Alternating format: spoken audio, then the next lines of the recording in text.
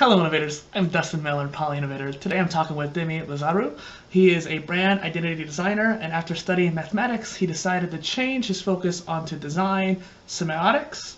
Is I saying that correct? Yes. Okay, and symbolism. Yes. So thank you for joining me on the Polymath podcast. Thank you for hosting me. It's an honor. Well, and we're here to talk about today just semiotics in general, the study of signs and symbols, the connection of math and design, molecular branding, and the beauty of the universal language of math. And so the way I like to start the show is to have you share something about yourself that no one knows about you. Wow. I'm originally Greek. No, everybody knows that. No, something nobody knows about me. Oh, that's a very curious thing. I fired the cannon. If that. Well, not many people know that. So that's. I live a very transparent life. I don't have many secrets. So you pick what you want from that. Hey, firing a cannon is still pretty cool to me, I'd say. Yes. And so, this is a show by PolyInnovator, so please say hello to the innovators in the audience. Hello, everybody. It's a big honor to be here. I'm very interested in the themes of polymathy and innovation, so I'm very, very intrigued to be part of this conversation. It's nice to be here. Yeah, I'm so happy to have you. What was your mindset 5 years ago, and how have you changed since then? Well, it's I don't really have a frame of reference to compare myself to where I was 5 years ago. I'm self-employed now, and I wasn't 5 years ago. I would definitely never expect to find me running my own business. It has been going on for 2.5 years now. But I was really in a much different shape. I was still in Greece 5 years ago, barely. I was just leaving Greece to come to the UK. I always expected some sort of uneventful future. I always enjoyed design. I thought I would be working on this, but never believed that I would be going back to my origins of mathematics and the way I've approached the subject of academia, and I would be focusing on semiotics. These are things that I believe that they were really out of my reach. That seems like a great kind of transition there. But yeah, that is a really interesting journey too. How was the transition between going from Greece all the way to the UK and this? You were mentioning too, English speaking versus Greek, and so just wanted to know how that would be for you. It's a very different society. So first of all, I left a world in Greece where, being a millennial, I would say there was this sort of lack of future. That's the only way I can describe it. So I do remember that my frame of reference it was the day, and when I first came here, I started thinking about the week, the month, the year, the future. Like as my quality of life improved, there was more and more of a wide range of future to be considerate about, and having these choices. Like Greece was always full of stress. You never know what law is going to be changed, what crisis is going to strike and get you off your feet. So you have a much shorter frame of reference there. So that's the big difference between then and now.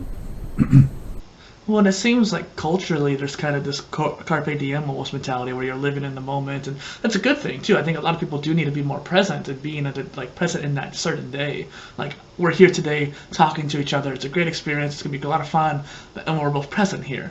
But there's a lot of people too who just need to be able to expand beyond that and look to the future, learn from the past. So there's an interesting trifecta there. Yeah. What was it like growing up in Greece? I'm always interested in cultures, and so I'm curious to see how your life was. It's very intriguing. Languages are a big thing of my contemporary work, and being in Greece and getting Greek culture from the get-go and speaking Greek is a great tool to understand many academic language, much of scientific language, all of these quite undecipherable words are native to us. So I do believe that your languages shape your frame of reference as well in this. So design is a curious word, for example. So design in Greek, it's called schedeo, and it's pretty much both planning and sketching and drawing and what we regularly mean in English by designing. So it's a combination of all these concepts.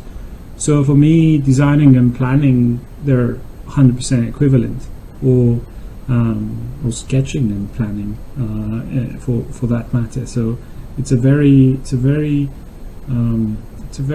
different way of approaching things. So the more languages I added to my repertoire, I speak Italian as well. I'm learning Russian now. Like there's the more I understand our global culture and the global things that matter to a contemporary person. Yeah, and relate to us all, so to speak. Yeah. It's interesting because you mentioned before the show that you were learning Russian. How is that progressing? So I'm very much of a basic person in this. I learned Russian through Duolingo, which is just a simple app. It's a few minutes a day.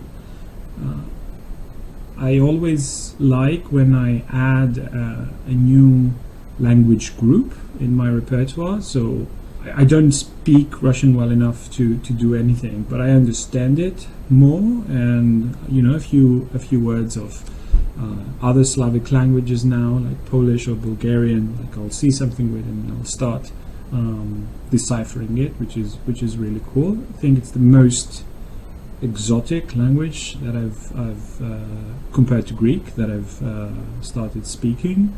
And I'm interested in more. Like Duolingo has so many cool options. I want to learn Irish and Japanese, and I'm a big language buff. Well, it's interesting you mentioned Duolingo. Is that I grew up with Spanish speakers, and like my stepfather's Mexican, for Pete's sakes, and so like I grew up in a home with immersion, but Duolingo was a great close second to immersion. It seemed like as much as I learned at home, I learned just as much with the app, and I took it in school too. And school didn't really teach me anything in it, but it was the app that did. Yeah, I had the privilege of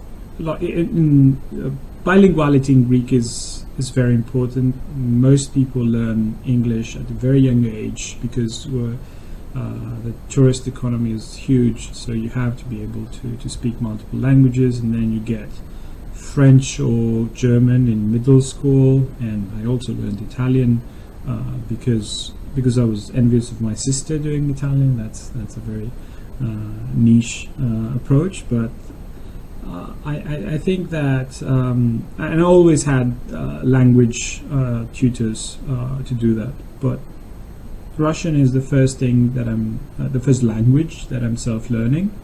And while still it's not perfect as a method, I don't think in my age of 34 and the time that I have, I could be investing in a better way, like literally 15 minutes of my time. So time management's a good aspect too. I was just thinking in the application of learning a language, it seemed like Duolingo was really good, and I dabbled in Italian and French and Esperanto as well, actually, through Duolingo. And the cognates you can learn between the Latin languages, for example, but versus the Slavic languages, and just those groupings like that. When you can learn enough of those groupings, like you were saying, it is interesting how they intersect, and you can find different words. Like, I don't speak Portuguese. I never really dabbled in Portuguese, but someone I know who's in the Polymath field speaks it well, and like that's his main language. And some of the polymathy works he's written are in Portuguese, and he had a post the other day, and I was able to read most of the post purely because of the cognates of the other languages. So I thought that was interesting. Oh yeah, absolutely. This is 100% true. Like feeling that you recognize a word is just such a big boost of dopamine in your learning. That's what makes it click and stick, I suppose. Yeah. Well, speaking of learning too, what got you into mathematics as well as design? Well, mathematics get into the life of a young person, from school. Like I think many people are exposed to it. I was lucky to have good professors in middle school and high school that didn't. So I didn't develop an aversion to it like many people do. the school system in Greece is structured in such a way where there's a first past the post type of system anyway. So I just barely missed physics, which were also very interesting to me, and it just landed in my second choice, which was mathematics. But I always found them very, very close to each other, so I was quite happy. But the feeling that you have from mathematics at school and mathematics in a university level, you don't really, they don't translate very well. So I had a different expectation of how a mathematician's career would be when I was young, but going in uni, it was a bit different. So I focused in set theory and algebra and a bit of game theory and number theory and all of these algebraic branches that basically they have been out of fashion since the 1950s, and nobody told me. So when I was in uni, everybody kept repeating like, this isn't really going anywhere, you have to focus on different stuff. I wasn't very happy with it, so I actually never bothered to to focus on everything else and get my degree ultimately. So that was a very weird time. I don't think that's a bad thing, though. I think there's this kind of idea of a niche polymath, of someone who is a polymath but in a certain group. So like we were talking about the groups of languages earlier. The Slavic language is that group. That is the niche polymath of that language, so to speak. And so there's different languages in that grouping, but they're all related. The niche polymath is someone who is deeply knowledge in many different areas, so many different kinds of maths in their case, for example. And so you still were able to get the learning that you wanted, from what I can tell, but you might not have gotten a piece of paper, so to speak. I think so. Like, I still keep in touch with many people that actually got their degrees, and they use much fewer mathematics in their everyday life than I do, especially now that I'm working on a design approach in semiotics in contrast to mathematics. So yeah, it's just the school system. I think globally, there's lots of antiquated approaches in what do degrees mean, what the curricula should be, and all that. Like I do believe it's a mess. Yeah, there's also a dissonance between the work world and the school world, the academic world, and I think that they're trying to bridge it, but they're bridging it with like duct tape, basically, and it's failing a lot of it. Well, there's this, especially in mathematics, like you can tell from the first day that there's no reasonable workplace application that you will be using any of it unless you become an academic or a school teacher. Like there's no way. Why do you think that is? Because I would argue that maybe artificial intelligence or perhaps some kind of design network using mathematics. I've met people who use math to create art, quite like yourself, I would say, and I think that it's interesting how that could be a particular. Yes, but also like the thing that each of it. So mathematics has this very weird reputation. Most people think it's a single thing, while most mathematicians who go into universities realize that several branches of mathematics, they're so far away from each other, they're further away than marketing and branding is, or marketing and advertising. And in other fields of study, we have them in separate groups, separate departments, separate job titles. But what happens in math uni is you find the one gold nugget that you want to be focusing on, and you know that nothing else matters to you because it's such a huge field. It's just endless space to do things. So I think this is it. Like 95% of the things you're exposed to in uni, even if you work with mathematics every day, most of it you won't be touching again. So that's quite exciting. Do you like how you're focusing on just one thing, or do you like to have your hands in all the different kind of math cookie jars? That's a great question. I believe that there is interoperability between the disciplines, of course, and it's very interesting to find the odd puzzle or game or a quiz that might be interesting. But it's such a vast place where you're not really good in most of these things, so working with them feels a bit hollow. It feels like other people can do better than you. This is why mathematics is very collaborative, especially papers. They have like several hundreds of contributors. It's a more of a group thing. Well, it just makes me think of like the different sciences. We have physics and chemistry and all these different areas that most people are used to thinking are separate. Like it's all part of the same holistic science overview, but they are separate. Even molecular aspect, atomic physics, all these different levels of physics are different too. And people separate them. They make these divides. And like you were kind of alluding to earlier, people don't necessarily make those divides with mathematics. I try to, but I think that's, I don't know, I kept thinking like the whole jack of all trades idea, where people say jack of all trades, master of none, but it continues as, but oftentimes better than a master of one. When you have that jack of all trades mindset and hands all these cookie jars, you may not have the deepest of knowledge in each of these areas, but by knowing a little bit of all of them, you can interconnect them in a unique way. This is very true.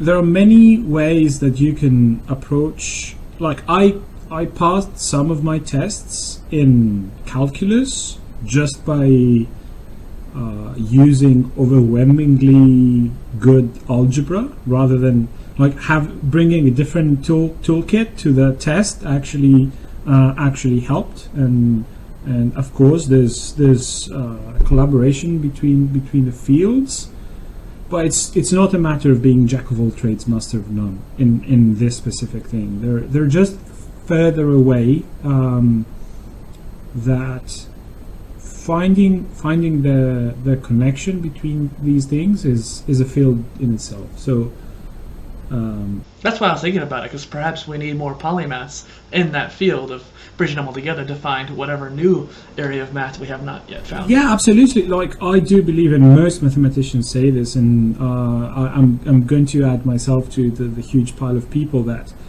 everybody should know basic mathematics. Like everybody, journalists, bankers, sports people. Like I do believe that it's a part of a skill set that enables you to think about things in a different way. Yeah, super interesting. I know that I failed at really learning a lot of math, and I think it's a weak point of my overarching mindset. But what do you think is the beauty then of universal language of math? Since mathematics is such a universal language across the world, no matter what language you speak, everyone still speaks math.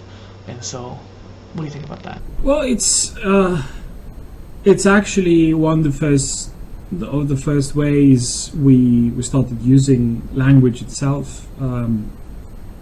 Algebra, for example, is the idea of abstraction. So imagine yourself in the prehistoric savannah.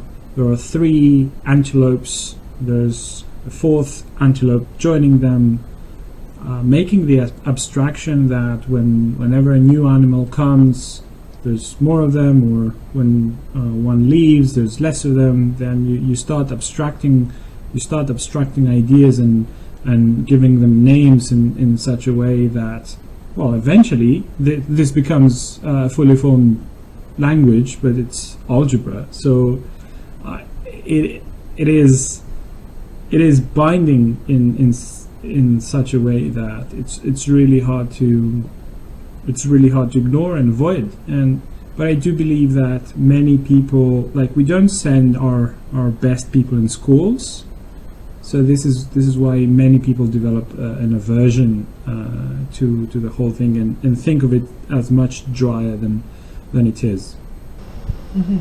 But it's really undeniable that it is a binding force in the whole universe. Like it's very easy to not see it once you're used to it. It makes me think of Nikola Tesla always speaking about 369 and how the importance of that in nature. Do you know much? No, never heard of it. I need to know more myself, so I don't know if I'm really educated enough to share too much information, but I believe it has to do with the Fibonacci sequence.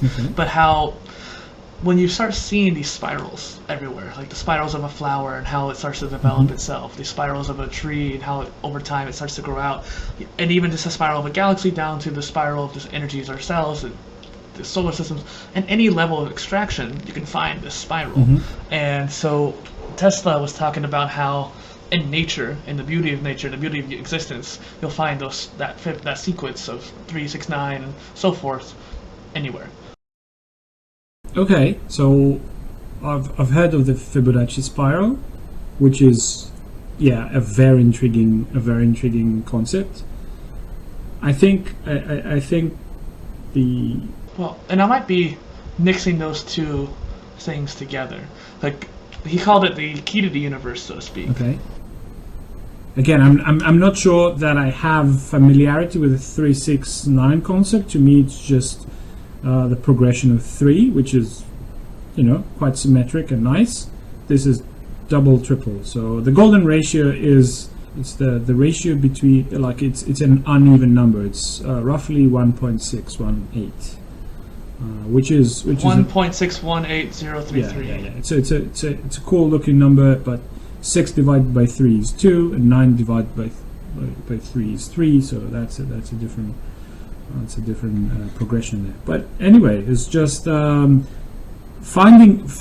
think this is part of the human experience. Like our brains are developed in such a way to spot and recognize patterns and connect the dots, even if so these things tend to stand out. And this is what we're looking for when we're looking for some truth. We're usually in every science, in every intellectual pursuit, we're looking for a pattern so that we can generalize, rule, and then move forward. Yeah. Well, and moving on here, your brand Symbolon is interesting to say the least as well.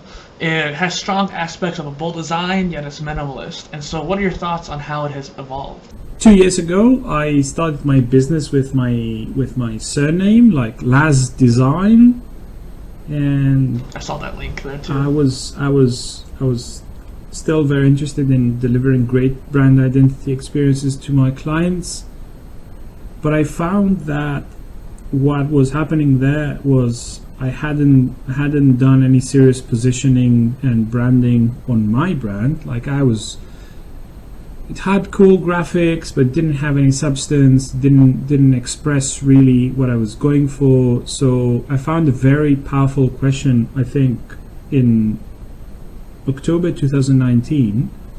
I read something really powerful, which was, what is everybody in your field doing wrong? And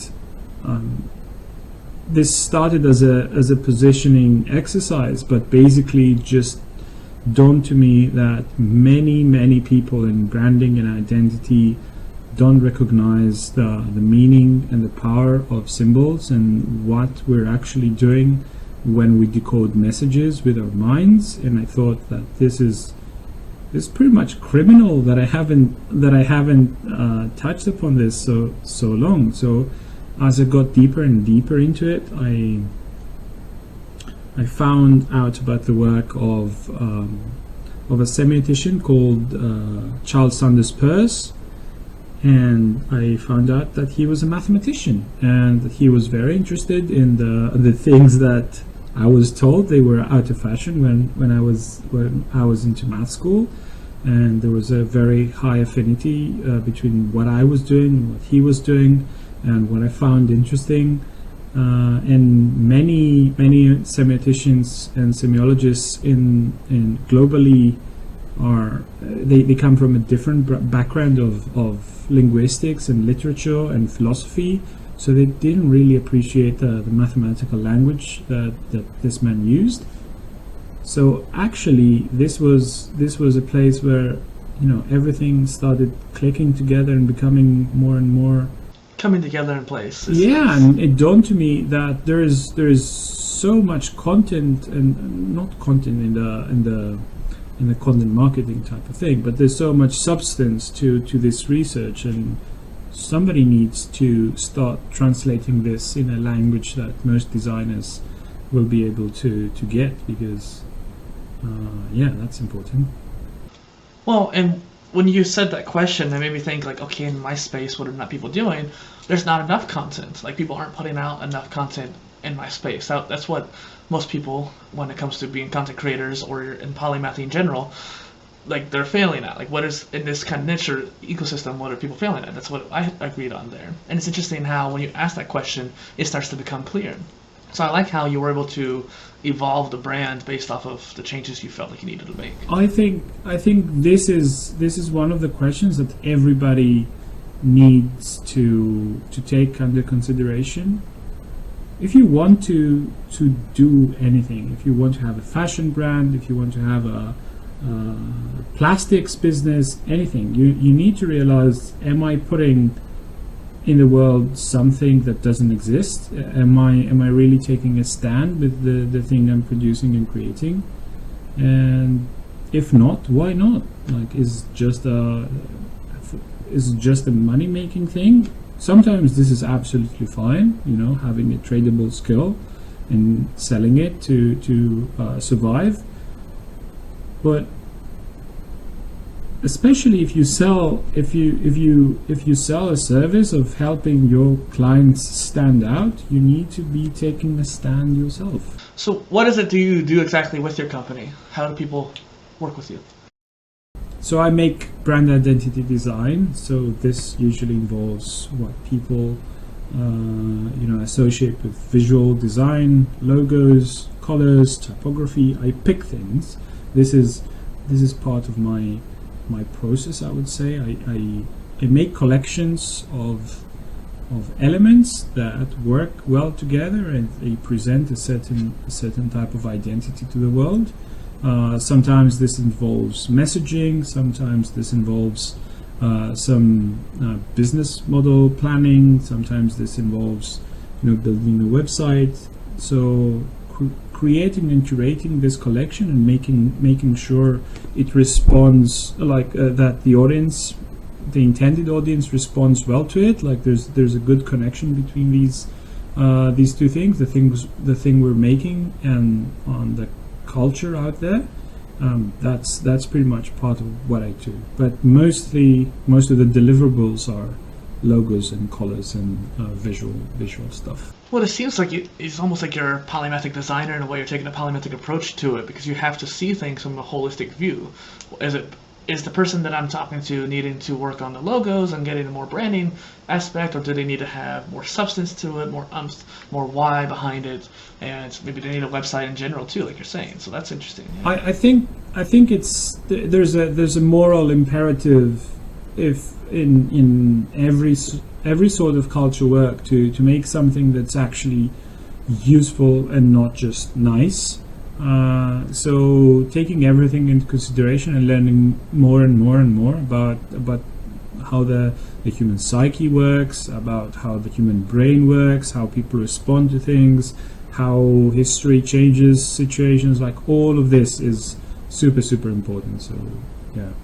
Well, it's interesting too because there's a lot of user design aspect behind that as well, like making things just as easy as you possibly can to let whoever visits your site make sure it loads fast, make sure the menus are great. I had a little button on my site that brings you to the top of the page because I know that's convenience that people expect, and so it's just interesting to think about how a lot of these functionalities are part of that whole ecosystem too. If they see you as a brand that's easy to work with, easy to reach out to, that's a different part of it too. Well, yes, and this is where it's good to return to something you said before, like being sort of having a maximalistic minimalism, or you phrased it in some way that was intriguing. Bold design yet minimalist. Well, it seems strong. I think there is a certain amount of theatricality that needs to be happening. A visit to my website needs to be an experience which is consistent with the type of work that I deliver, for sure. So most of my clients are in the restaurant business, where presentation and being having a bit of spice and a bit of intrigue and all that is really, really important. So I want them to feel that we align, because we do. We have several common values with chefs and restaurateurs and people believe in great ingredients. So there's a bit of maximalism in there, I suppose. So that user interface design and user experience design and even branding and logo design needs to be invisible in some senses, but you also it's really hard to have a creative business and be devoid of all personality, of all added spice to the things that you're making. Well, and it's interesting too, because just like a website design, I've changed my site every year since I made it years ago, and it's interesting how you mentioned there, like, okay, sure, this is nice. Like some of the things I had on there, features were nice on there, but were they providing any value? Were anybody actually using it?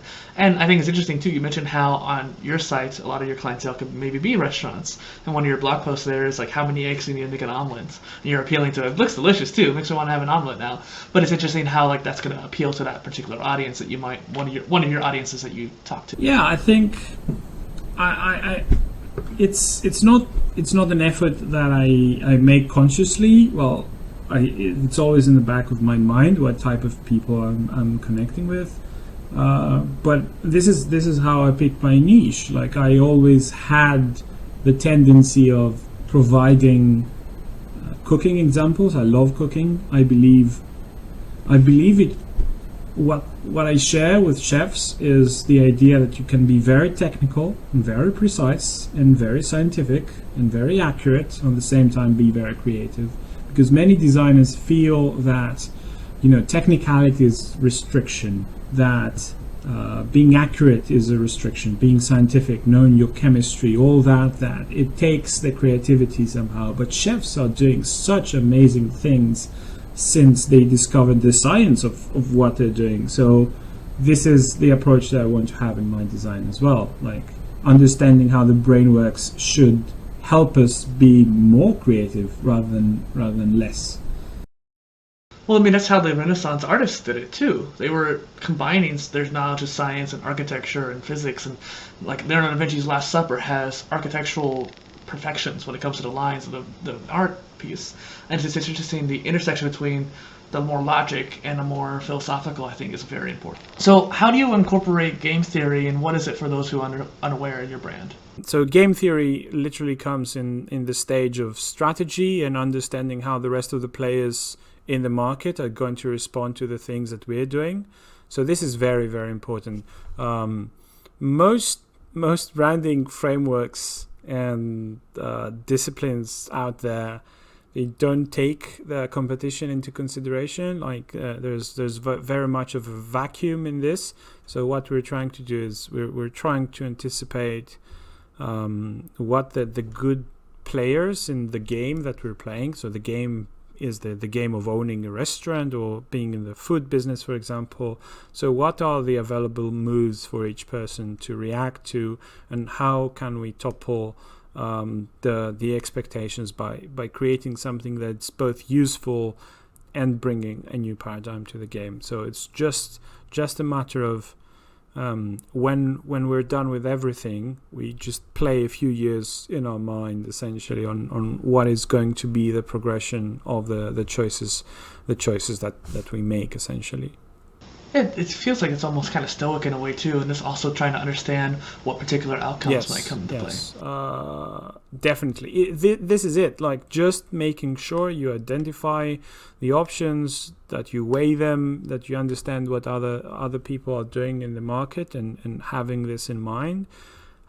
This is so out of the usual designer's toolkit. Like they don't teach you that in design school.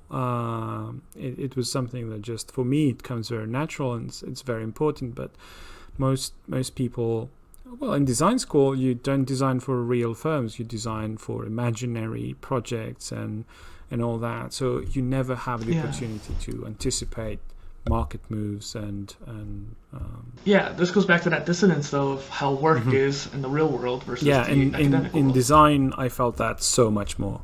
That's absolutely true. What is molecular branding? So molecular branding is an idea that I've started developing. Well, it sort of came to me last year. There are many people who define branding without having a model. So most relevant is Martin Neumeyer's is one of the major brand people right now, and he says like branding is what others, like what the audience or what the customer thinks about your brand. Well, this is nice, but it doesn't do much.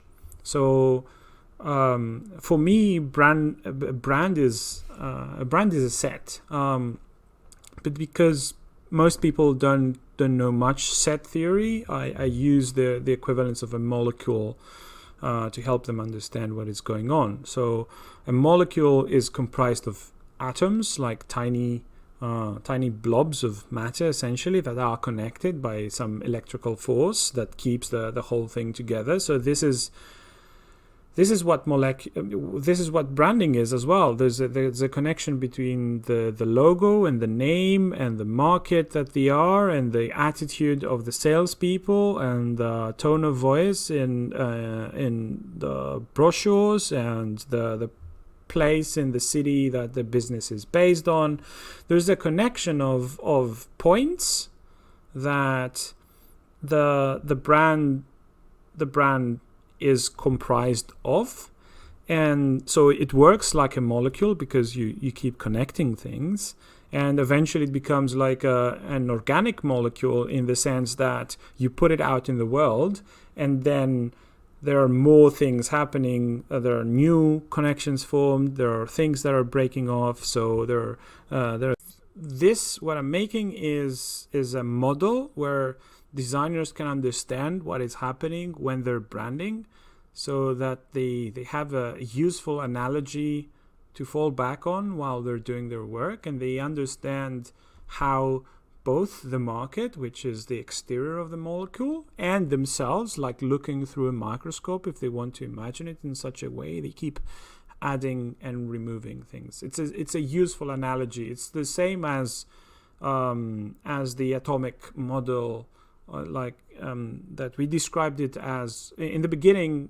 We described it as a planet system, like the nucleus is in the center and the atoms are spinning around it. It was we found out it was not an accurate analogy, but it was very useful in starting understanding and harnessing the power of what this thing is going. So basically, molecular branding is a new definition that helps designers do stuff now, because they can say, okay, I can add things to the logo, I can remove things from the logo, I can shift, I can mutate, I can change, I can propagate, I can take memes, not in the humor sense, in the cultural sense. I can take memes from the background and add them to the thing that I'm making. So if you imagine branding as a huge Lego set that is self-perpetuating, then you have much more, creativity unlocked, essentially. So that's the idea behind it. I love that. It's fascinating, and especially for me too, because with PolyInnovator,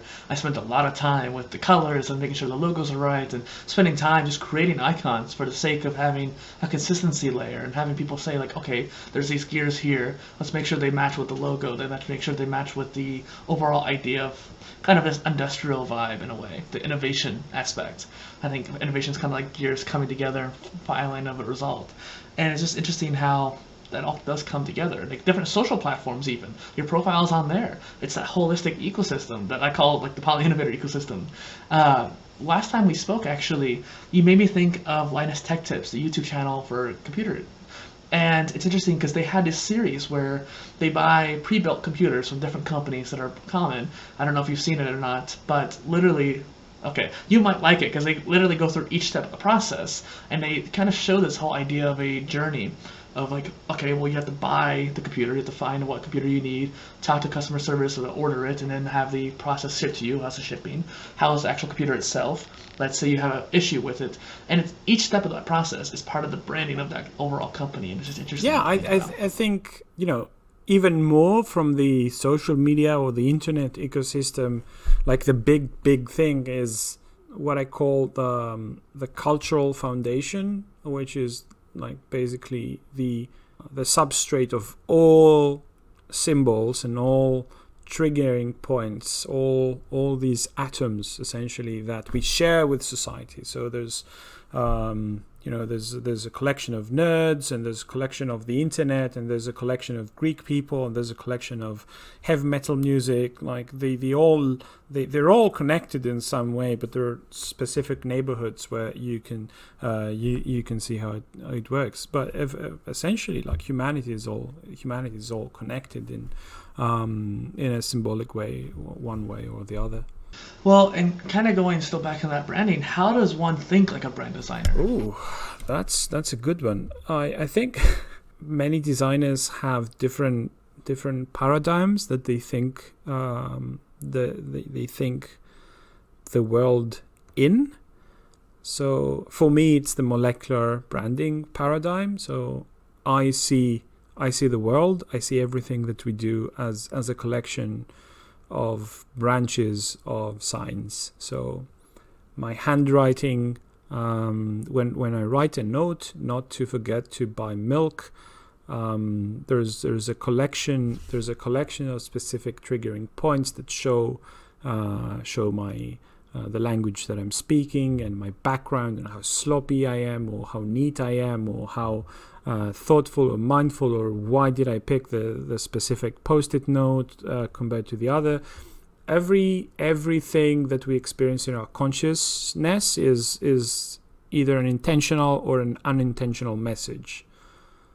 So when you do that, when you understand that, like everything, like the matrix is opening in your eyes, and everything is comprised of brands essentially, which is really cool. And the whole idea of symbols and brands and just the overall presence you're making. Like I have this thing called the PolyInnovation system that I've been working on myself, and just recently I added a fourth tier to it, and that's the self-branding aspect. And a lot of people see personal brands as kind of this almost flighty, new age kind of thing, but it's been around for ages. All these celebrities have personal brands. It's just our reputation, an online presence. It is our presence of what's the word? It's our branding. It's our symbols to the world, basically. Like you're saying. This is why I'm more upset with the way that most branding people define brands, because if this is a market consumer relationship, it feels kind of cheap. But if you define a brand as a set of symbols, then everybody has them. You're happy that the fisherman in your village, when you interact with them, they still are a collection of symbols and experiences, and it becomes less frictional as an approach. So that's interesting. Well, and pivoting a little bit, I'm just curious, as a designer, what are some of your favorite software? I love Adobe Illustrator. I'm a cautious Adobe consumer. I'd love to have an alternative, but I think that their products are so much better than everything in the competition right now that I'm pretty much stuck to them. I love Adobe Illustrator. InDesign is very useful for creating documents and stuff like that. I very rarely use Photoshop anymore, even though that was the software that I started with. But that's in terms of design. But I think the most useful piece of software I'm using right now is Rome Research, and it's about writing and combining my ideas and making more of a semantic web of notes that I'm using. And this is like the workhorse of my practice right now.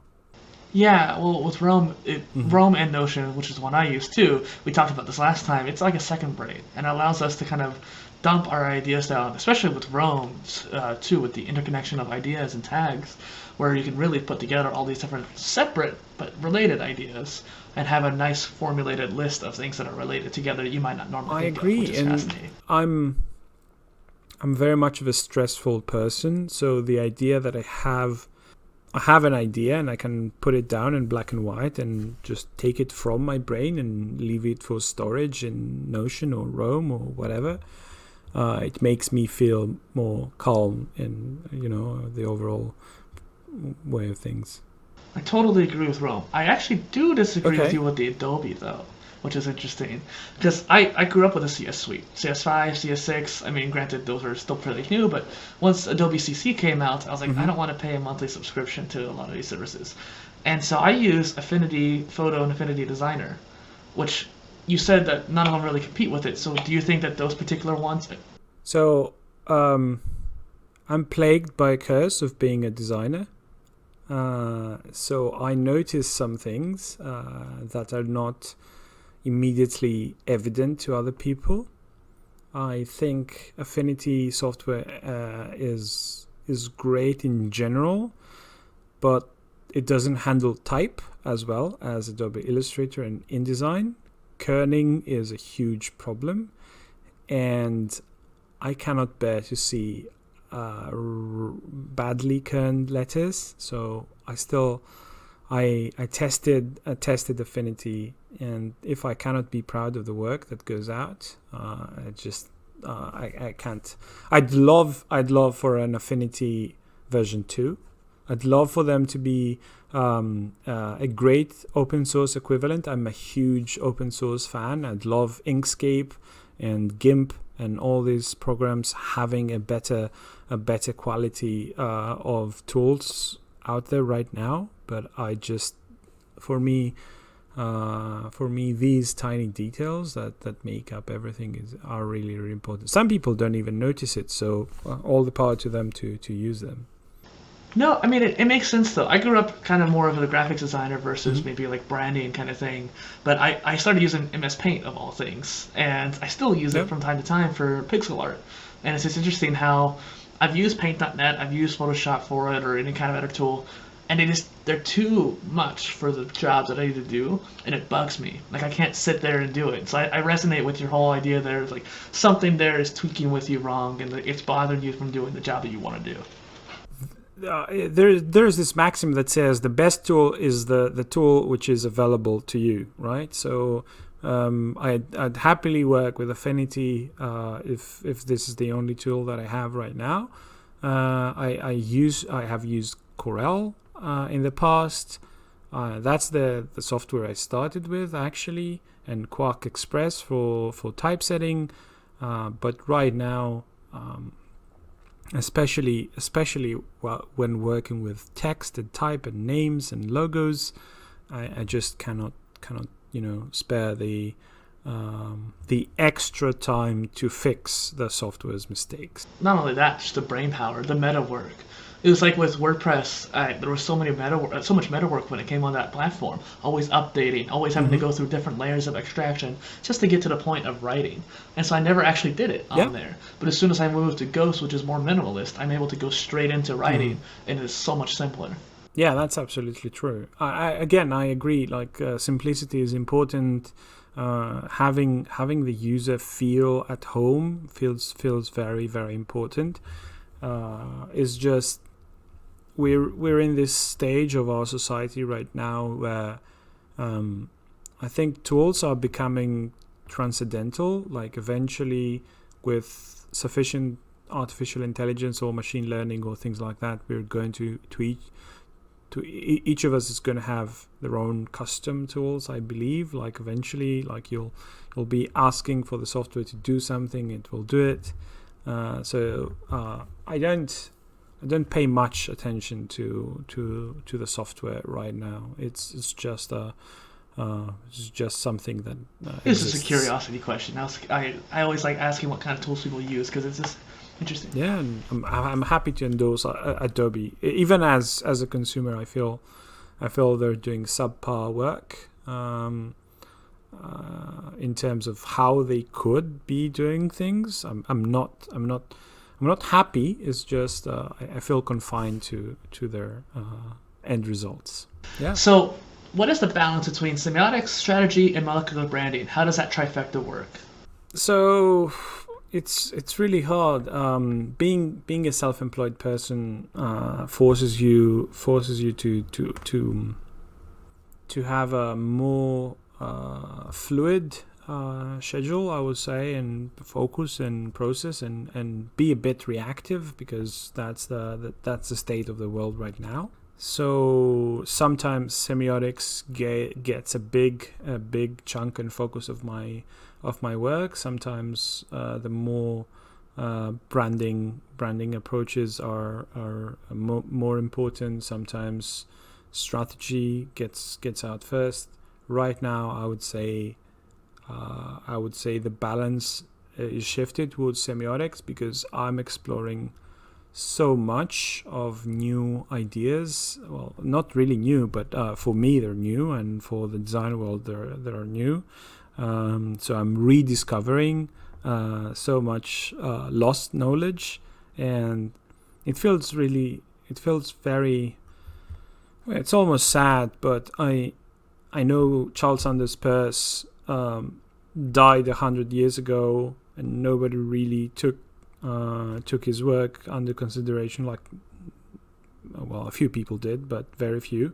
So I don't want to die and then it's 100 years again before other people stumble on this work. So it's taking a big chunk of the priority right now, just to make sure that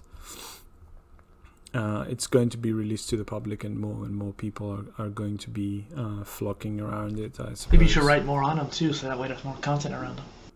Yeah, well, I'm writing a book about how molecular branding and semiotics and regular branding are connected, essentially, and I'm documenting my research and my experience, which is really thrilling. But again, like there's new stuff to be discovered, there's old stuff to be recorded, there's client work to be done to pay the bills. So it's a fragile experience, especially with COVID being out there right now. You have to be very adaptable in terms of time and energy. And well, it goes back to that trifecta of time, where you have to be focused in the present to pay the bills and work on client work, and to be focused on the future, writing that book, as well as the past of learning from the predecessors. That's interesting, yeah. Yes. Absolutely. Is that the same book you're about the beauty of mathematics that you're writing, or are they two separate ones? Or I'm not sure that was. I'm not writing a book on the beauty of mathematics, but I'm writing a book like semiotic branding, which is the title of the book I'm writing. It starts with mathematics and how and why designers should care more about them, and why they should learn a bit about them in order to understand their design discipline more. So there's a chapter on the beauty of mathematics and what are the creative things that you can do in the book. But it's just a chapter. Okay, good distinction there. Thank you. I think whenever we talked before, I took the note down wrong, something like that. But I love how you are writing the book and how divergent the topics will be, but they're all interconnected. And so, when can people expect that out, just by chance, do you think? Well, the goal of finishing typing the words is around March. And from there needs to be editing and typesetting and publishing and all that. So I would say June is a good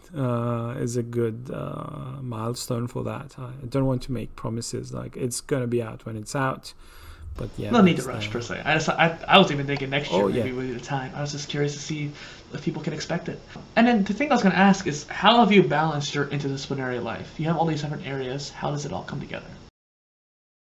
Well, I have segregated my day in a very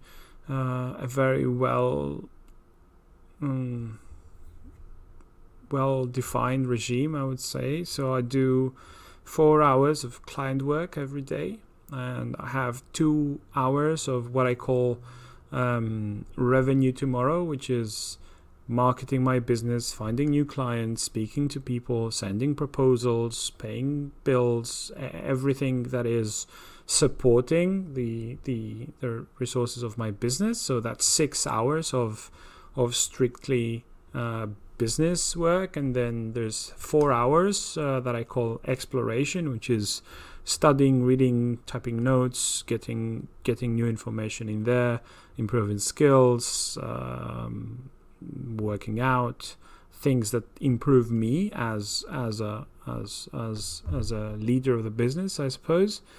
And then have 4 hours of entertainment, and I have 2 hours budgeted for social or staying in touch with family, friends, or things like this. Everything in that regard. There's right now everything is locked down, but even since I'm an immigrant in the UK, eventually you might need to do some bureaucracy or all of that. Like, these are things that happen in life. So that's the way I approach it. I used to be very, very much of a disorganized person. As time goes by, and after my military service, I started becoming more self-disciplined, I would say.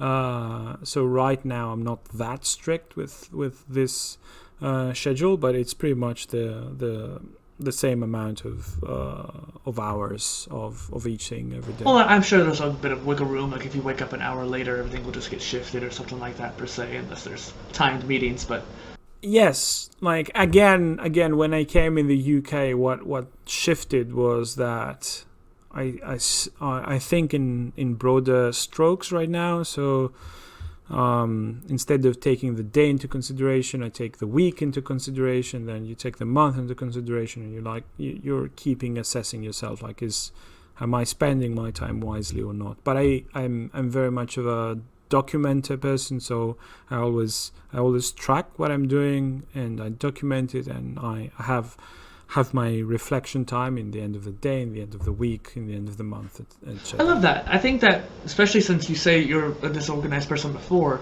you've definitely come a long way. And I remember back in like 2015 or so, I was really pursuing self-development and really trying to incorporate the habits and systems. And I was thinking to myself, like, how am I going to fit in Duolingo, meditation, taking courses, reading books, exercise, eating properly, all these different habits? Like, they seemed so overwhelming to do all of them, and I wanted to do all of them. I was like, how am I going to do it? And then over time, things just started to become more systematic, and so they just happen now. Like, I work out when I work, because I work at a gym. I can just go ahead and do it. I eat more healthily because I make better choices when I go to the store and stuff like that. The trials and tribulations of technology. Yes. Oh man, I'm so grateful for your patience there. No, that's absolutely fine. Tech is still challenging. Yeah, and again, your audio is a lot louder too. It's weird. So something I ask all my guests is, what is a polymath to you?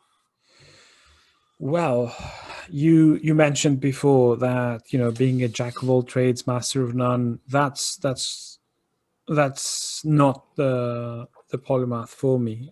For me, a polymath is first of all a person who is willing to learn things outside of the discipline in order to improve their discipline, which is a bit different. And the other is a polymath is a person who devotes their life in learning and exploring and understanding many new things. So it's both being willing and making the sacrifice. Interesting. I always ask that question, and every single time I always get a fascinating answer. And that one too was unique, and I just thank you for that. And it's just interesting how, when it is just the approach of life that we have, it's not just a jack of all trades kind of thing. Like, you're not just putting your heads in different cookie jars. You are deeply involved in wanting to learn and indulging in that curiosity. Yeah, I think there's sometimes when you're stuck in a certain paradigm, in a certain approach, in a certain discipline, and somebody says, like, have you tried doing this? Like, in design, have you tried learning math? They're like, no, I don't do that. being rejecting of the idea that you can supplement your understanding of the thing you're exploring with an outside source. I think this is extremely valuable, and as things progress in a certain way, then it becomes more and more prevalent that people are siloed in what they're learning and what they're interested about. But being open is the valuable trick there, I would say. Yeah. Well, and like earlier, we both were talking about the software, Hmm. and I said I disagreed with you because I wanted to kind of give that little spark of interest in the conversation too. And I did disagree in a way, but I also was very curious to see what your opinion was. And I Yeah, yeah, totally, yeah. totally indulged in that curiosity. I thought that I should take this with a completely open mind because he probably has a good idea or a good reason why. And you did. Yeah, I think this is it. Like when you have a challenge that needs to be solved, one should be open to many paths of developing it, especially when it's knowledge and Mhm. it's already valuable for itself, like for its own sake, let alone how it shifts your mind. This is why Russian has been quite intriguing for me. Was the fact that it broke my mind out of the Roman or out of the Greek language branch. Like it's a new thing that comes from outside, the Slavic thing. So you get one more big paradigm. Yeah. Yeah. Well, and it seems that a lot of polymathic people are autodidactic. They want to be self-learners and self-teachers, and you certainly are yourself. And so, how has your self-education been in your life? Well, being autodidactic is pretty much the only way that you can become an effective polymath, I would say. Mm. It's inherent to us in a way, it seems like. I guess I don't know. I don't know which is the cause and which is the effect. Like, is this Chicken and tend egg. yeah, chicken and egg thing is the tend to be autodidactic means that you get exposed to many new ideas, or is this that you need to be exposed to many new ideas so you don't have the resources to learn them in a disciplined environment, like having a teacher and all that. Like, this costs money for for Mhm. for many for many disciplines, so you just pick whatever is most useful to you. But most likely, especially in what I'm doing right now, I have the dream and I'm learning skills to accomplish the dream. And the dream is kind of unique, so it's very hard to find official organizations to train me in precisely the things that I want to be investing in. Perhaps I Mhm. would be wasting my time And if more important, money at that point, too. yeah, yeah, yeah, precisely. So this is pretty much the way of life for me. I read a lot. I find that books are the most efficient way of approaching things. One polymath skill that I picked up is library organization, which Mm. was hugely, shockingly important in finding what type of books to read. So I learned this about this method. It's called the Dewey Decimal System, which is the way that librarians sort books in shelves in Oh, major yeah. libraries. So every book has a number, three-digit number, and has many decimal points as well. So a book on philosophy is on shelf number 5, and a book on marketing is on shelf number 7, Mm. so forth. Actually, you can, if you liked one book, or if you want to find more about a specific situation, rather than going on Goodreads and trying with very rudimentary um, keywords to find what you're looking for, now I'm going to the Dewey Decimal System and find books that have a similar classification to the book I'm looking for. So sometimes it gives me more exotic or more well, not that popular suggestions on the books that I'm reading, because you tend to read the books that have the best SEO, not the Yeah. best books. Yeah. So having a bit more of a global view of what books exist in what category, like, it helps. Yeah. So Dewey Decimal System and library management, like, really, Huh. really in self-learning. Well, my flatmate is a librarian, so I may need to steal him for that. Yeah, It's man, perfect. this is Oh. this is you're gonna love this. This is going to break your system down, because if you're like me, I have a system. I have my semiotics books, and I have my branding books, and I have my personal philosophy books, and psychology and consciousness and all that. And you're like, okay, that's good. Everything else relies on tagging and SEO and artificial intelligence and whatever. But if you look at just library lists, this is beyond amazing. Let me show you what I'm doing right now. I think this will be Yeah, interesting for please. you and the audience. This is what my main page I'm trying to work on, but this Mm-hmm. is the library function that I was trying to build out. And Okay. so this is a template, I believe, from someone else that I had taken. But let's see. So it's just a reading list. You have the audiobook to yes or no cover. It's a very simple database, but I wonder if you could take the Zettelkasten method, and where I'm sure a lot of libraries have modeled that Zettelkasten. Yeah, here it is. So where there's this unique identification number for each one. And I wonder if you could take that, combine it with the tags, and have some sort of system in Notion to create your own library in here. I can show you how I sort my reading right now if you want. So this is called Library Thing, which is one of the sites that I use, and this is OCLC Classify. So this book that I was reading was Finite and Infinite Games. It's a game theory book. Okay, so this is an existing book, so I'm starting from there. So I go to Finite and Infinite Games, and I see that 889 libraries have it in this class number 110. So I go to the Library Thing website, and I go to 0. There you go. Huh. So it's on philosophy and psychology, metaphysics. So you go here, and you have all these amazing books, and there's more and more. You can press next. It's not a pretty website. It doesn't really need to be.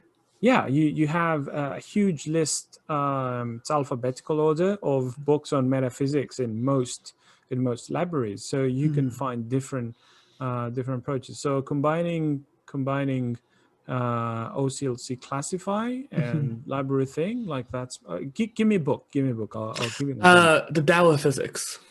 The Tao of with a T. Okay. Is this Capra? Yeah. Yep. So you have a number 530.01. Okay. 5 natural sciences and mathematics. Was it 5.3 physics? Good. Physics 0.0.1. So you go from natural science and mathematics down to physics, and again physics as a general concept, and philosophy and theories, and there you have it. Tao of Physics first, but you have also the fabric of reality, beautiful question, the hole in the universe. Like, these books are never going to be recommended to you by SEO. Like, they're too disparate in the SEO text. Like, there's not enough keywords. And there are not many people connecting and reading all of them. But you might find titles that you're interested in. Half of them already. Like, yeah. right. It's already intriguing. That's my point. So thank you. I'll share these with you and the audience if you want. Yeah, that's my way of approaching reading right now. So I'm like, okay, what am I missing? What's a good book? And then what sort of other books might be there that are more relevant to the thing that I'm looking for. So yeah. Well, and my brain was thinking about too, how can I try to take that system and put it into Notion in a way. So how can I automate it a little bit more, something like that, or set up some sort of AI to automatically do it too? I don't know. It's just interesting to think about. And I don't know if you noticed it, but there's a lot of emojis on a lot of those sections too, which is They have interesting. this. They have emojis. So library thing is a user generated Mhm. collection of things, and also OCLC classify. So people are using as much as their own things as possible. So they make Well, it easy.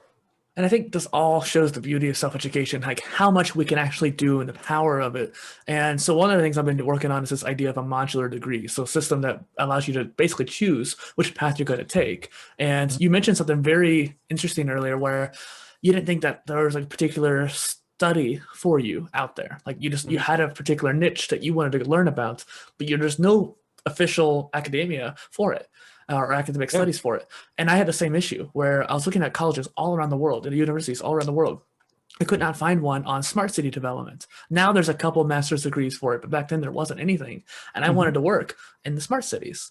And so I was thinking, like, if I were to do it the traditional way, I'd have to take a business degree, a IT or computer science, mix that together with some sort of master's, put it all together in some weird Frankenstein. And I didn't want to do that. I didn't think that'd be worthwhile.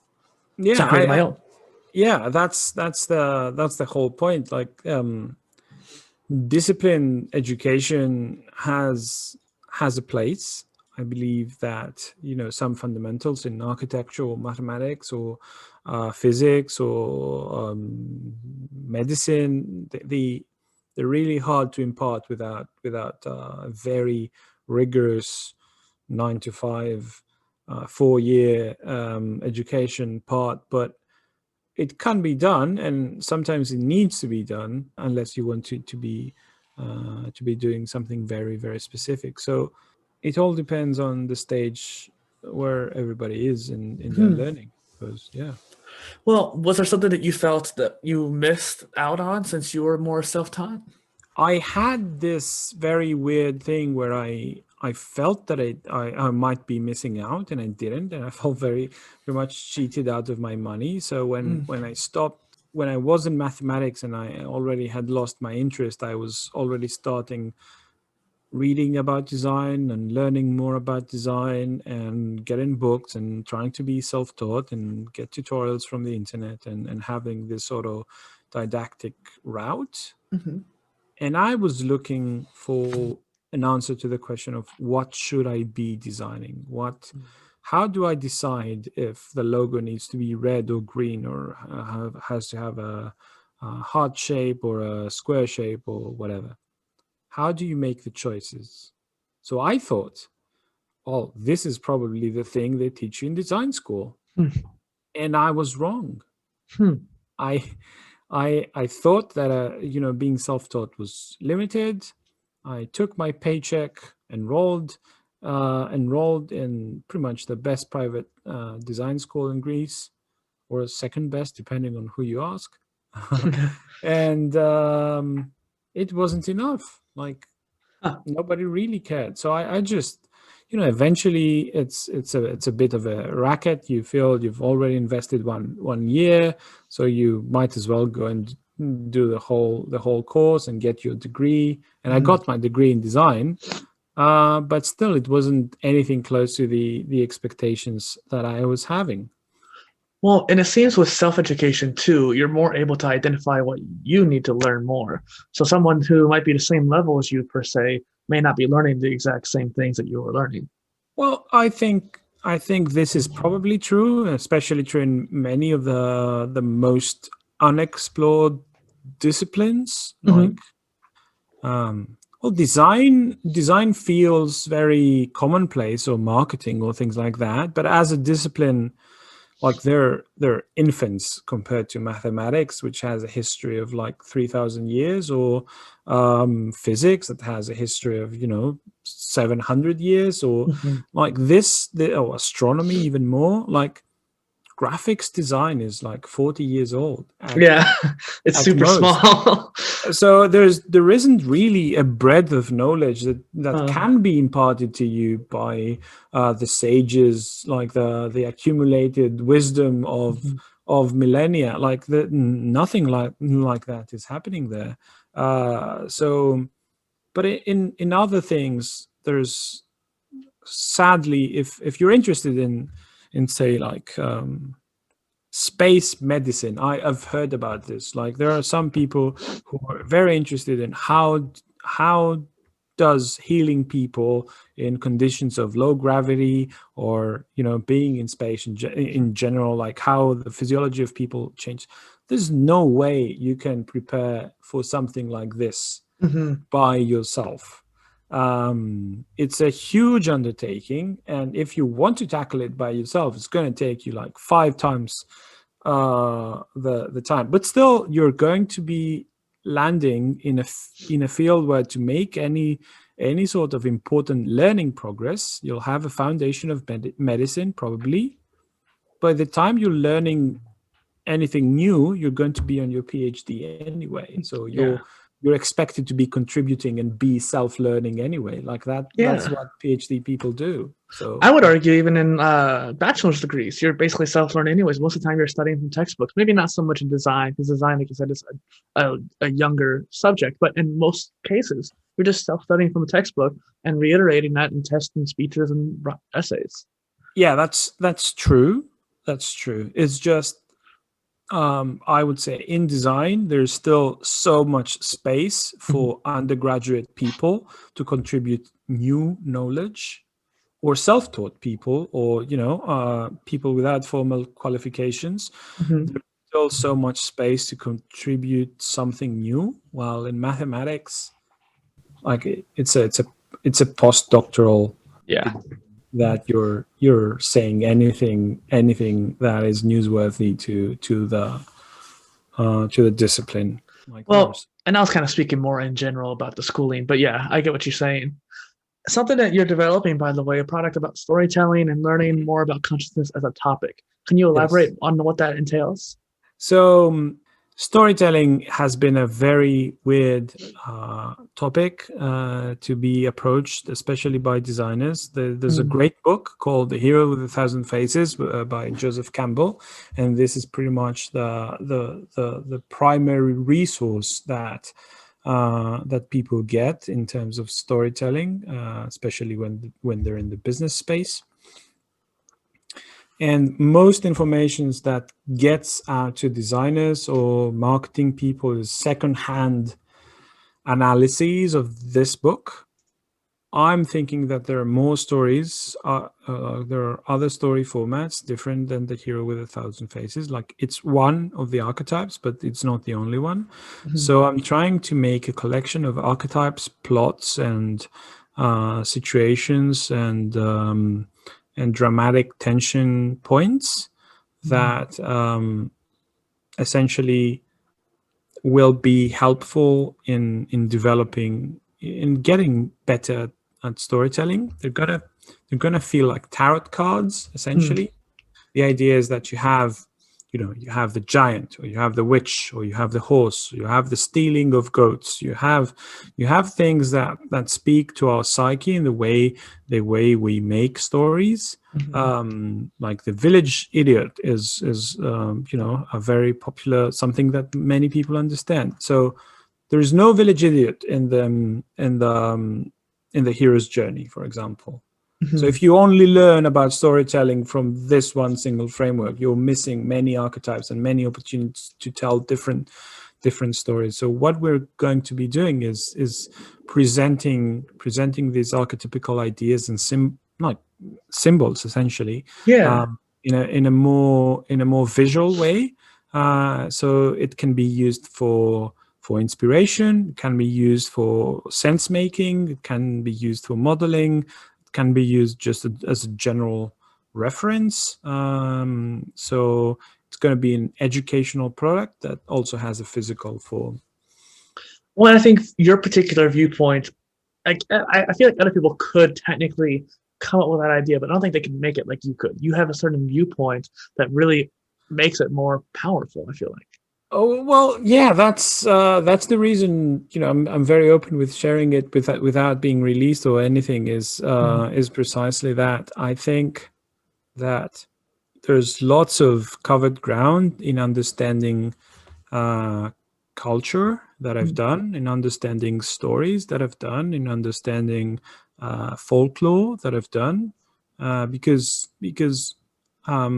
especially people in the Indo-European traditions or people in the Afro-Semitic traditions, they have shared tropes that they're really, really hard to shake. So Yeah. outlining this like takes lots of work, and I think I've already covered so much ground that I feel there's a unique perspective in that. Sure. I'm super excited about it actually because personally over my years, like just literally most of my life, instead of going to doing stuff in school, I would sit there and write stories or come up with like creative ideas and just be creative. And I created this video game saga that I had in mind. And over like 2 Tell me more. decades, yeah, over 2 decades worth of stuff is kind of putting together. And I mean, I've played video games all my life, so a lot of the tropes that I found in games, I incorporated into the stories. Like the hero's journey obviously is a big part of it. In fact, at one point I had it all listed out and I wanted to find a way to define what those different games with different saga would be. And so I copied a template of the hero's journey and put it underneath each game so I could try to make some sort of plot out of it based off that one particular archetype that I knew of. But I really do want to make these different. I want to make these stories more engaging in a more creative way, like having a bit more of an actual difference than the hero's journey. Like there's more than just being a hero. Yes, precisely. I think this is where I find the hero's journey to be a great tool, but it's just one part of the tool set. To tell you, like one great example is many people who are supposed to be brand storytellers or corporate storytellers or messaging storytellers, like you ask how their day went, and they have to mold everything into the same thing, where it doesn't always happen like that. So this is the gap that we're trying to solve for this. That's awesome because I think that too, there's too much saturation of the hero's journey, and it's like the saying, someone whose main tool is the hammer sees everything as a nail. Yes, absolutely true. Like I had this this fact that one of the really cool and ancient stories that are propagated in the Western world is the boy stealing the giant's treasure. So this is the Jack and the Beanstalk type of story for English speakers. Well, there's no denial of the call. There's no mentor. There's no there's no magic flight. Like it's a very different story. So, but it speaks to us, like the weak kid believing in magic gets to get the treasure. Like these tropes are important. We can't afford to be sacrificing them for just having one thing. So yeah, I just want to if you have to tell a story in any case, you need to know your full range of options before you start putting these together. That's what I'm trying to approach. Well, and it's interesting, like Marvel movies, for example, Iron Man, Ant-Man, and Captain Marvel all have the exact same plot, almost scene for scene in a way. It's insane.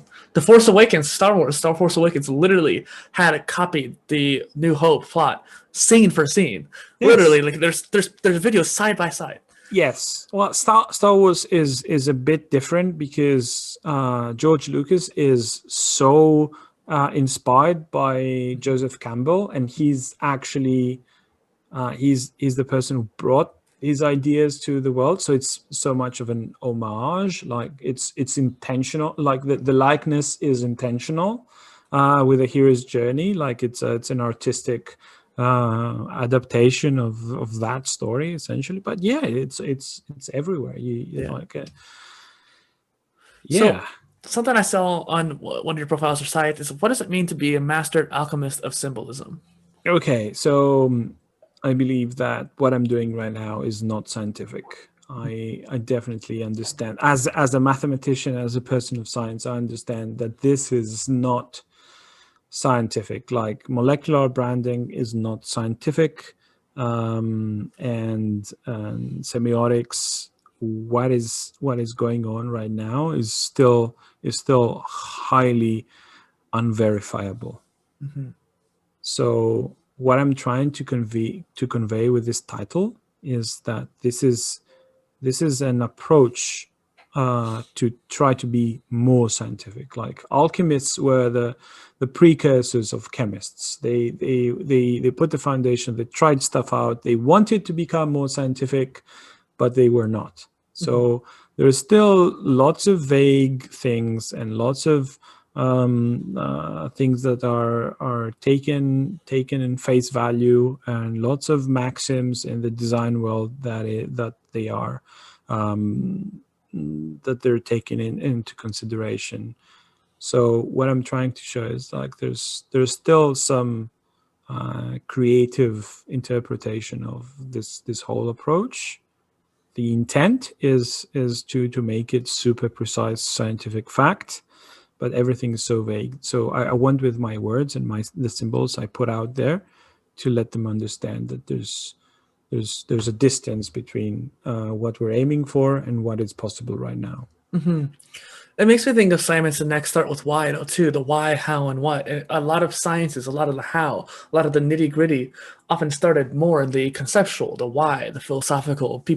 Philosophers kind of coming up with the ideas like in Aristotle and the ideas of science in a way. A lot of those formalities of this, the atom, for example, came from the just breaking down the different areas of different elements, for example. And that's not very scientific, but it was a way of thinking that eventually became the science. And perhaps we're still in that transitionary time right now. Oh yeah, like even the same people were on the same time alchemists and scientists. Isaac Newton is a great example. So he was very disciplined and very precise in his work on gravity, for example. But he also thought that he could turn lead to gold. Like he was looking for that type of interpretation, and there was this idea, which was essentially unscientific, that everything has a character and you can change its character or whatever. So for me, there's these three levels of knowing. So you have magic. In the beginning, you have magic. So what is electricity? Like God throws the lightning down to the ground. It happens by magic. It's in magic, everything is a black box. This is how designers work right now. So you come to me, you ask for a logo.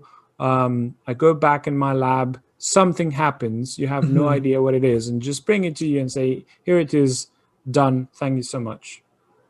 How did you come up with the idea? I have no way of knowing. I tried 100 sketches. I picked the one I thought worked, and that's it. That is magic. That makes us feel very powerful, but it's not repeatable. We can't try. So then you have alchemy, when you try to make magic a bit more standardized and try to contain the lightning. Try to lightning in a bottle. Yeah. Precisely. You try to make something magic happen in a manageable and repeatable way. And then you have science, which is almost like 99% of what is happening. So I use these words in order to turn design and creativity and culture from magic to alchemy and ultimately science, if that makes sense. Yeah, no, it's a different layers of extraction there, and it really does fit, I think. Yeah, there's lots of black box thinking in design right now. So much that to my disciplined mathematician brain, it feels very off.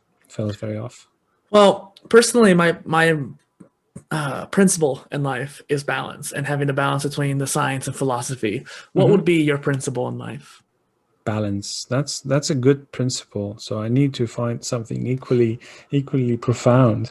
Well, I don't know. I'm very much of a pessimist. I'm a stoic in that regard. I believe that being graceful in life is great. So in terms of personal philosophy, I would say, striving for being graceful and striving for being the best person you can without despairing too much on when you're not. Like that's my, I'd say, like my life philosophy. I like it. And stoicism is always really interesting too. I mean, just earlier when we were talking, we had so many tech issues, Yeah. and it's most people would panic, they would react, and versus you and I both were just trying to be proactive. I was reacting a little bit for your sake, because I want to make sure I'm not a bad host to you or anything like that. And I But want to it's be a just- nice guest as well. yeah, and so we both took a pretty stoic approach where we're just like, is there anything we could do about it? No or yes. No, this tool's not really working for us. Let's switch to a different tool. That's the yes that we can do. And Yep. so we just made a choice and we acted upon it. And that's the kind of thing that we can do. Absolutely. I got someone hit me in an accident last year, and it wasn't my fault. There's nothing I can do about it. So I just need to stop panicking and focus on what I can do about it. I can move the car out of the way or something like that. Yeah, that's precisely it. Like, I used to be very emotional and very much governed by my emotions. So right now I still am emotional in the sense that I have them and acknowledge them, but at the same time I try to just be, which is it's a big part of my life right now. Well, like we kept mentioning earlier, being in the present. Yes, being there. So for those who are present in the conversation and really want to keep in touch with you, where can people find you online? So my website is on www.symbolonbranding.co.uk, and I have an Instagram account at Symbolon Branding, and our Facebook page is also in the same, facebook.com/Symbolon Branding. And LinkedIn, you can find us again, Symbolon Branding. And I'm the co-host of a podcast called Design Alchemy with my good friend and co-host Billy Bowman, and that's pretty much it. That's all the place. I'm very minimal in my internet footprint, I would say. Yeah, I mean, it took me forever to even find your Medium. Oh, right. That's probably very inactive. Yeah. Yeah, I mean, on a whole side note, I hate Medium with a passion now at this point, so it's probably good that it's inactive. You have a good blog on your site anyways, and I'll make sure I have links in the description for you. I'm looking at them right here. What do you think could be a call to action for our audience today? Think more about what things mean to you and how you experience reality. Okay, and then once again, this is Dustin Miller, PolyInnovator, and Dimitris Lazarou on the Polymath podcast. Thank you for joining. Thank you so much. It's a huge pleasure being here. Yeah, same.